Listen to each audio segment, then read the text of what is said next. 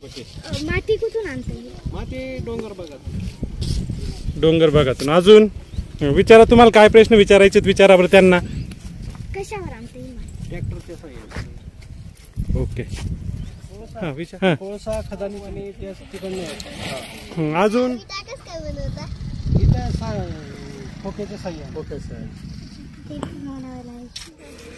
हा विचार, काय विचारायचे? किती विटा एका दिवसाने बनवू शकतो? माणसं बनवता, आम्ही स्वतः काही नाही. आमच्याकडे मजूर असतं, मजूर वर्ग ते काम करतात.